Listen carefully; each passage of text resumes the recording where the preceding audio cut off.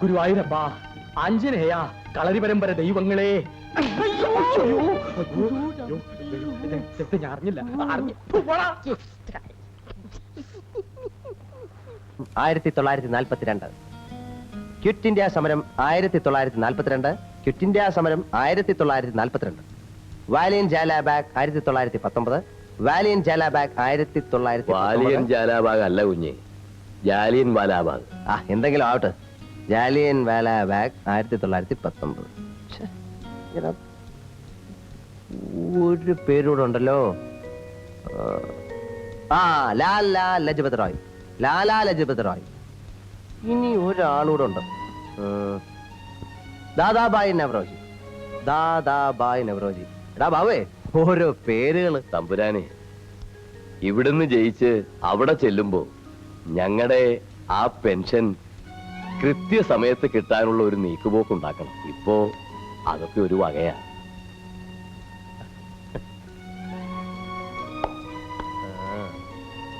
അതൊക്കെ ഞാൻ ഏറ്റാശാനെ. കുഞ്ഞേ, എന്തിനാടാ നീ ഇതൊക്കെ കാണാപ്പാടം പിടിച്ച് വിഷമിക്കുന്നത്? ഗാന്ധി സിനിമയുടെ കാസറ്റ്, ഇന്ത്യ ചരിത്രം കംപ്ലീറ്റ്, റിച്ചാർഡ് ബാർബറ. റിച്ചാർഡ് അറ്റൻഡർ പറഞ്ഞോലെ ഇത് മതിയല്ലോ. അപ്പൊ ആശാനെ, ആശാൻ പോയിട്ട് നാളെ വാ. ഇത് കളറാണ്. പിന്നെ കളറ്. ഭാരതാംബേ, ഞാൻ ഇന്ന് വരെ ആരോടെങ്കിലും യാചിക്കുന്നതോ അപേക്ഷിക്കുന്നതോ നീ കണ്ടിട്ടുണ്ടോ? ഇല്ലല്ലോ. എന്നാൽ കഴിഞ്ഞ ദിവസം ഞാനത് ചെയ്തു. മുഖ്യമന്ത്രിയുടെയും പാർട്ടി പ്രസിഡന്റിന്റെയും ആ രാജശേഖരന്റെയും മുമ്പിൽ എന്റെ തൊലി ഉരിഞ്ഞുപോയി.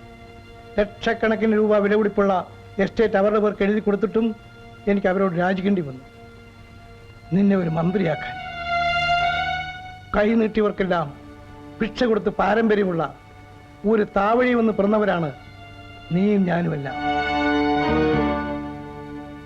നമുക്കിന്ന് പണവും പ്രതാപവും തമ്പുരാനുള്ള സ്ഥാനപ്പേരും മാത്രമേ ഉള്ളൂ. അധികാരമില്ല. പണമല്ല, അധികാരമാണ് ദൈവം.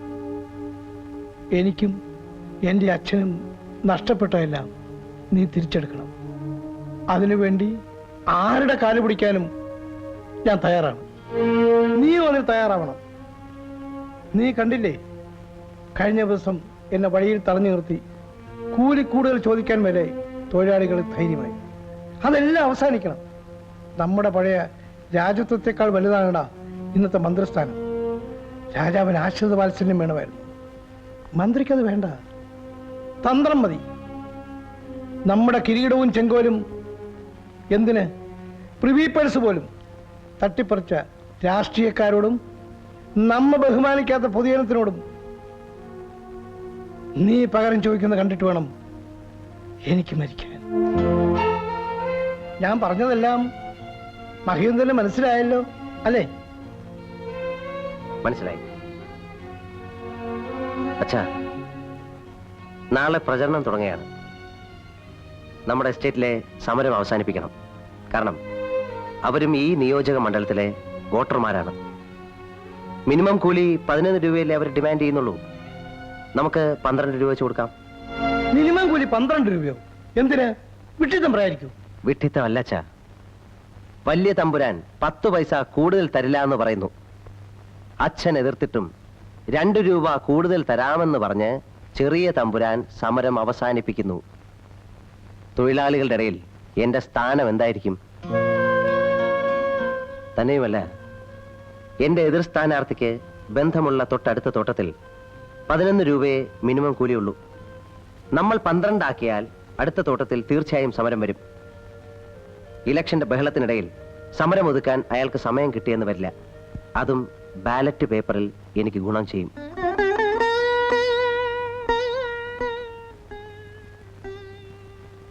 നീ എന്നേക്കാൾ മിടുക്കനാണ്. ജയൻ വന്നില്ല അല്ലേ? ഞാൻ നിന്നോട് പറഞ്ഞില്ലേ, അവൻ വരില്ല എന്ന് പറഞ്ഞു. എടാ, ഞാൻ വിളിച്ചെന്ന് പറഞ്ഞില്ലേ? ഒക്കെ പറഞ്ഞു.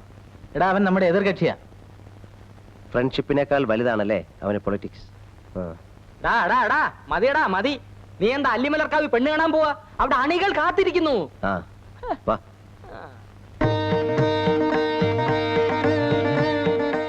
മുത്തശ്ശി, ഞാനൊരു യുദ്ധത്തിന് പോവുകയാണ്. എന്നെ അനുഗ്രഹിക്കണം. ശ്രീ പത്മനാഭ ഭഗവാനെ, എന്റെ മോൻ എവിടെ പോയാലും ജയിക്കും. മുത്തശ്ശനോട് പറഞ്ഞിട്ട് പോ.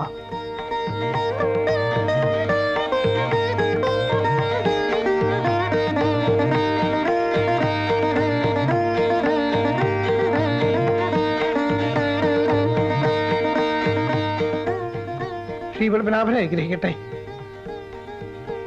പ്രിയപ്പെട്ട നാട്ടുകാരെ, സഹോദരന്മാരെ, സഹോദരികളെ, അമ്മമാരെ, കുഞ്ഞുങ്ങളെ, നിങ്ങൾക്കെന്റെ കൂപ്പുകൈ. ഞാനൊരു അലവലാതിയും തെമ്മാടിയും ദുഷ്ടനും ഒക്കെ ആണെന്നാണ് നിങ്ങളുടെ ധാരണ. എന്നാൽ ഞാൻ ഇതൊന്നും അല്ല എന്നുള്ളതാണ് യാഥാർത്ഥ്യം.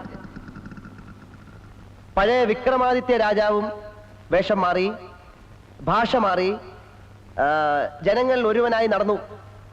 അനവധി വിവാഹങ്ങൾ നടത്തി, മോഷണവും പിടിച്ചുപറിയും വരെ നടത്തി. എന്നിട്ടും നാം അദ്ദേഹത്തെ മഹാൻ എന്ന് വിളിക്കുന്നു. എന്തുകൊണ്ട്? എന്തുകൊണ്ട്? എന്താണ് അതിന്റെ കാരണം? അദ്ദേഹം ജനങ്ങളിലേക്ക് ഇറങ്ങിച്ചെന്ന് അവരുടെ പ്രശ്നങ്ങൾ പഠിക്കുകയായിരുന്നു. അതുപോലെ തന്നെയാണ് ഞാനും. നിങ്ങളുടെ സ്ത്രീകൾക്ക്, നിങ്ങളുടെ കുട്ടികൾക്ക്, ഈ നാട്ടിലെ തൊഴിലാളികൾക്ക് എന്നെ ഭയമാണ്. ഞാനൊരു ദുഷ്ടനും കോമാളിയുമായിട്ട് അഭിനയിക്കുകയായിരുന്നു. അഭിനയിച്ച് നിങ്ങളുടെ ഓരോരുത്തരുടെയും പ്രശ്നങ്ങൾ ഞാൻ അസലായിട്ട് പഠിച്ചു. അവയ്ക്കെല്ലാം പരിഹാരങ്ങളും ഞാൻ കണ്ടുപിടിച്ചു. നിങ്ങൾ ആരും ഇനി എന്നെ തമ്പുരാൻ എന്ന് വിളിക്കരുത്. ഞാൻ മഹിയാണ്, നിങ്ങളുടെ എല്ലാം മഹി.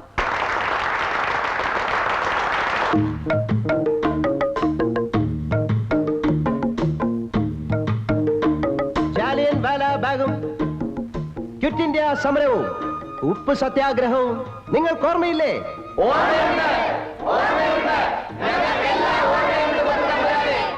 അന്ന് ദാദാബായ് നവറോജിയും ലാലാ ലജ്പത് റായിയും എന്താണ് പറഞ്ഞതെന്ന് നിങ്ങൾക്ക് ഓർമ്മയുണ്ടാകും.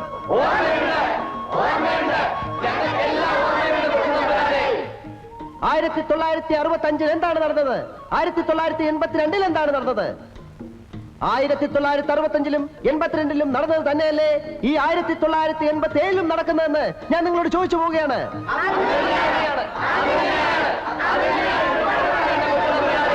മഹീന്ദ്രവർമ്മ ഇളയരാജ കി ജയ്! മഹീന്ദ്രവർമ്മ ഇളയരാജ കി ജയ്! നമ്മുടെ ചിഹ്നം എന്താണ്? നമ്മുടെ ചിഹ്നം എന്താണ്? മഹീന്ദ്രവർമ്മ ഇളയരാജ കി ജയ്! ആ കാണുന്ന ചുവന്ന കെട്ടിടം കണ്ടു, അവിടെ നമുക്ക് ആരംഭിക്കാം.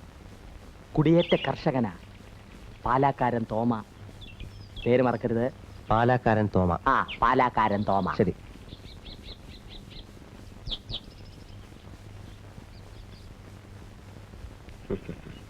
ചിരിക്കുന്നു, നീ ഒന്ന് ചിരിച്ചു കാണിക്കൂ. പ്രചരണമൊക്കെ എങ്ങനെ നടക്കുന്നു? കുഴപ്പമില്ല, പോട്ടെ.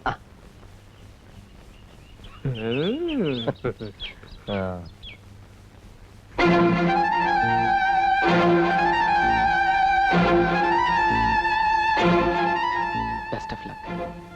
ആ, എന്റെ പൊസിഷൻ നീ മനസ്സിലാക്കണം. It's all right. കാണാം.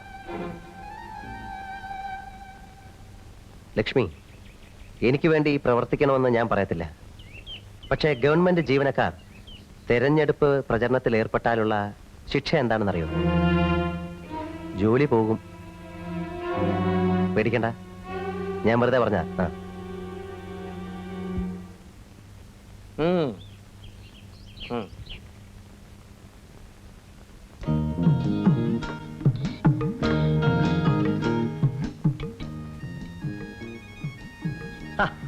ചേടത്തി, അയ്യോ, കൊച്ചമ്പ്രാനോ? തോമാചായനെന്തി? ഇതെന്നെ ഉണ്ടാക്കുന്നത് നോക്കട്ടെ.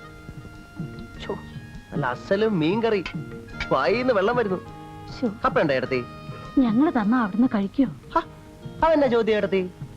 നമ്മൾ തമ്മി എന്നാ വ്യത്യാസം? പുറത്ത് വയ്ക്കുന്നവന്മാരറിയണ്ട, അറിഞ്ഞ ഇത് മുഴുവൻ തീർത്തും. എനിക്കാണെങ്കിൽ നല്ല വിശപ്പ്. ഏട്ടത്തി ചുളു വിളിച്ചിരിങ്ങതാ, ഞാൻ അടിച്ചോളാം. ചെല്ലേ.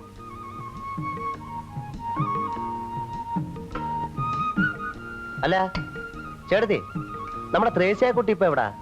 അവിടെ ജബൽപൂർ നഴ്സിംഗിന് പഠിച്ചോണ്ടിരിക്കുക. ആ അപ്പോഴേ ചേട്ടനും ചേട്ടത്തിയും കൂടെ ഈ കാടും വെട്ടുവെട്ടി അങ്ങ് പോയാ മതിയോ? പട്ടയം ഒന്നും വേണ്ടായോ? തമ്പുരാൻ അതൊന്ന് പരിഗണിക്കണം. പോളിംഗ് ബൂത്തിൽ ചെല്ലുമ്പം എന്റെ കാര്യം കൂടെ ഒന്ന് പരിഗണിക്കണം. അത് പറയാനുണ്ട് ആ, തമ്പുരാന്. അതാ.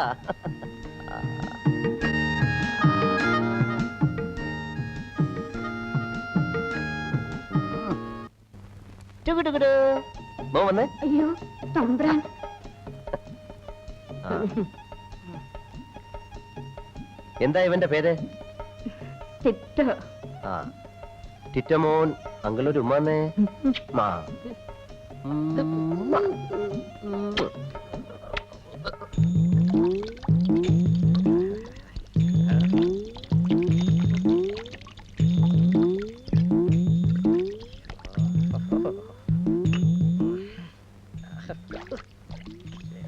എന്റെ അമ്മാവാ, അവിടെ തേച്ചതുകൊണ്ട് കാര്യമില്ല. ആ ചെറുക്കൻ ദേ ഇവിടെ ഉമ്മ വെച്ചത്. ഈ കൈ കൊണ്ട് അവനെ എടുത്ത് 18 കളരികൾക്കും ഗുരുക്കളായ ഈ ആരോമലാണ് പറയുന്നത്. കുളമന്നൂർ കാവിലെ ഭഗവതിയാണ് സത്യം. പട്ട പോരെങ്കിലോന്ന്.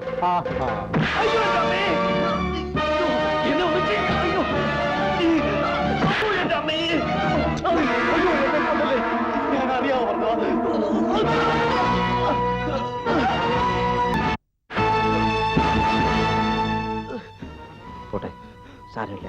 വാ. ആരെ വേണമെങ്കിലും തല്ലിക്കോ, പക്ഷെ ജയനെ മാത്രം ഒന്നും ചെയ്യരുത്. പറഞ്ഞു കേട്ടല്ലോ, അവനെ തൊട്ടാൽ എന്റെ സ്വഭാവം മാറും. ഉണ്ണി, പോരിൽ മാറ്റാന്റെ ശിരസറക്കുന്നതാണ് യുദ്ധധർമ്മം. നീ ഉണ്ണിയാർച്ച കണ്ടിട്ടില്ലേ? എനിക്കൊന്നും കേൾക്കണ്ട.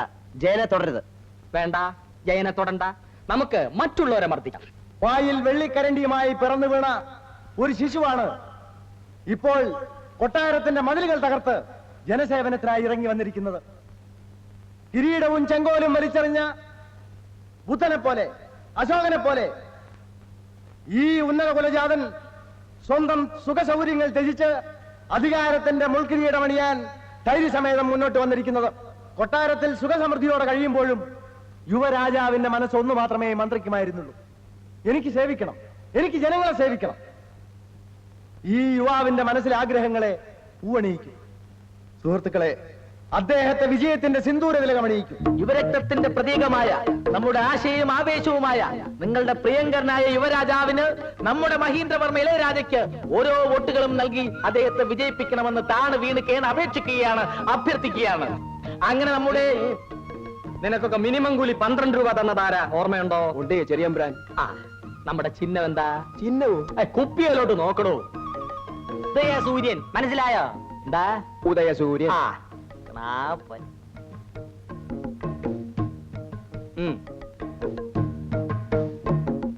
ഇതെന്തോന്നിന്? പ്രഭാതത്തിന്റെ നവോന്മേഷത്തിന്.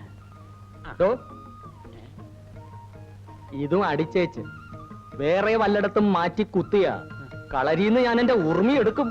വെറുതെ തന്റെ തല മണ്ണ് തീറ്റിക്കരുത്. വേറെ ഒരു കണ. അങ്ങനെ നമ്മുടെ പ്രിയങ്കരനായ സ്ഥാനാർത്ഥി നമ്മുടെ ഇളയരാജയ്ക്ക് ഉദയസൂര്യൻ അടയാളത്തിൽ ഓരോ വോട്ടുകളും രേഖപ്പെടുത്തി അദ്ദേഹത്തെ വിജയിപ്പിക്കണം. അമ്മാവാ, ഇതത് വെച്ചോളൂ. ഇതും കൂടെ ഒരു 200 അടി അമ്മാവാ. ഉദയസൂര്യൻ മറക്കല്ല അമ്മാവാ. ഉമ്മ വോട്ടില്ല, വോട്ടില്ല, ചാരായ കുപ്പിക്കോട്ടില്ല. വോട്ടില്ല, വോട്ടില്ല, ചാരായ കുപ്പിക്കോട്ടില്ല. വോട്ടില്ല, വോട്ടില്ല, ചാരായ കുപ്പിക്കോട്ടില്ല.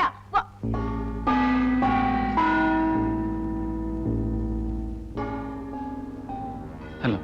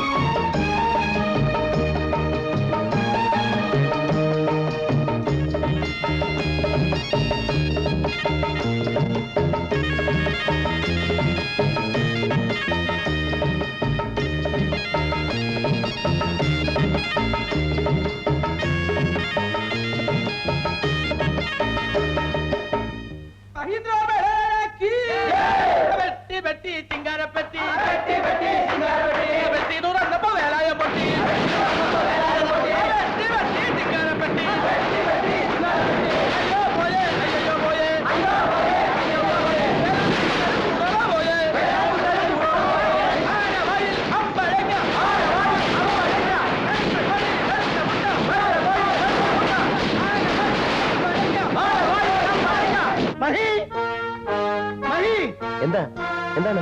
നേരം വിളക്കുന്നത് തിരുവനന്തപുരത്ത് എത്തണം, അല്ലെങ്കിൽ ആ പൊഴി അവിടെ കുട്ടികളൊക്കെ ജയിച്ചു വന്നിട്ടുണ്ട്. നേരെ വേഗം ചെന്നില്ലേ വേറെ വല്ലവരെ ആക്കും. ഇനി നീ ഇല്ലെങ്കിലും അവർക്കൊരു ചുക്കുമില്ല. ആ മുഖ്യൻ വാക്ക് പറയാനും മതി. എന്റെ കളരി പരമ്പര ദൈവങ്ങളെ മാനക്കേട് ഉണ്ടാക്കല്ലേ. എവിടെ എവിടെ അയ്യോ, അയ്യോ, ഞാനുണ്ട് ഞാനുണ്ട്. എന്റെ അമ്മയ്ക്ക് ആകാശവാണി തിരുവനന്തപുരം, തൃശൂർ, ആലപ്പുഴ. നിങ്ങൾ കേട്ടുകൊണ്ടിരിക്കുന്നത് തിരഞ്ഞെടുപ്പ് വാർത്തകൾ. നെടുമങ്ങാട് ഭരണമുന്നണി സ്ഥാനാർത്ഥിയായ ശ്രീ ശങ്കരൻ നായർ തന്റെ തൊട്ടടുത്ത സ്ഥാനാർത്ഥിയായ പ്രതിപക്ഷ മുന്നണിയിലെ ശ്രീ ഉമ്മർ കോയയേക്കാൾ 17,612 വോട്ടുകൾക്ക് ലീഡ് ചെയ്യുന്നു. അയാളും ജയിക്കും. ഗുരുവായൂരപ്പ, ഇതിനെയൊക്കെ ഞാൻ എവിടെ കൊണ്ടുപോയി ഒതുക്കും? 40 മുൻമന്ത്രിമാരും ജയിച്ചു. ഓ, ഇവിടെ എന്തെങ്കിലുമൊക്കെ നടക്കും. ഞാൻ വരുന്നൊരാള്. നമസ്കാരം. കൺഗ്രാചുലേഷൻസ്. താങ്ക്സ്. കഷ്ടിച്ചാങ്ങി കയറി പോകുന്നത് 110 വോട്ടിന്റെ ഭൂരിപക്ഷം. ആ, അറിഞ്ഞു. ആദ്യം എടുത്തുപോയി. പിന്നെ എന്റെ പഴയ ഗ്രാമവികസനം തന്നെ ഇങ്ങ് തന്നേക്കണം. ഞാനിപ്പോ എന്ത് ചെയ്യും? ഇത്രയും പേര് ജയിക്കുമെന്ന് ആരോർത്തു? എന്ത് സംഭവിച്ചാലും എനിക്കാ കടക്കപ്പുറത്തില്ലാത്തത്. തോറ്റാ ഹൈക്കമാൻഡിന്റെ തെറി. ഇനി ജയിച്ചാലോ എല്ലാവർക്കും മന്ത്രിമാരാവണം. താൻ കുറെ വികസിപ്പിച്ചതല്ലേ ഗ്രാമം. ഇനി മതി, നിർത്ത്. ഒരുമാതിരി തന്തയ്ക്ക് പറക്കാത്ത വർത്തമാനം പറയരുത്. എടോ കള്ളുമുല്ലാളി, തനിക്കെന്താണോ ഇവിടെ കാര്യം? ഇയാൾ ഒരുത്തനാ നേതാവിനെ ചീത്തയാക്കുന്നത്. ഇയാൾ ഇറങ്ങി പോകാൻ പറ. നീ എവിടാ അത് പറയാൻ? നിനക്കറിയണോ? എന്താ ഗോപാലോളെ, നിങ്ങൾ തമ്മിൽ എന്തിനാ വഴക്കുണ്ടാക്കുന്നത്? ഗോപാലോളെ ഒന്ന് അടങ്ങ്, എന്തെങ്കിലും വഴി ഉണ്ടാക്കാം. ഞാനാ പറയുന്നത്.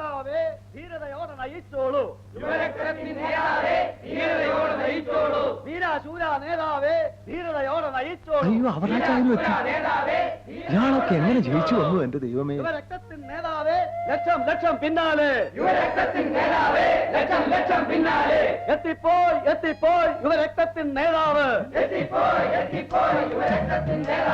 യുവരക്തത്തിൻ നേതാവ് ലക്ഷം ലക്ഷം പിന്നാലെ. ഇത് എവിടെയാ? മുഖ്യമന്ത്രിയുടെ വീടാ. എന്നെ എന്തോത്തിനാ ഇവിടെ കൊണ്ടുവന്നേ? ഇവിടെന്ന് ജയിച്ചു, മന്ത്രിയാകണ്ടേ? മന്ത്രിയാകണ്ടേന്ന്.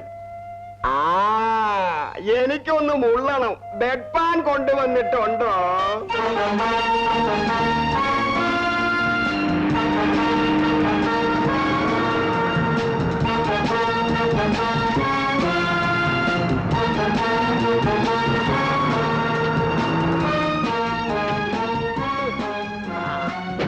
ബാബു പിടിച്ചിറങ്ങ. മഹി, വണ്ടിയുടെ സ്പീഡ് കൊണ്ട് നേരം വെളുത്ത് ഇറങ്ങില്ല. വേഗം പോവാ, അല്ലേ വേറെ വല്ലരെ ആക്കും.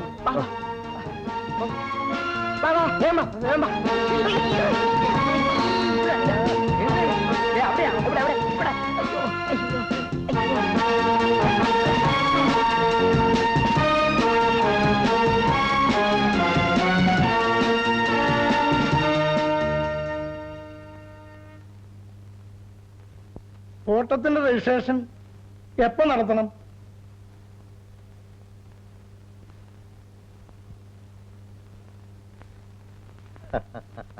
ഐ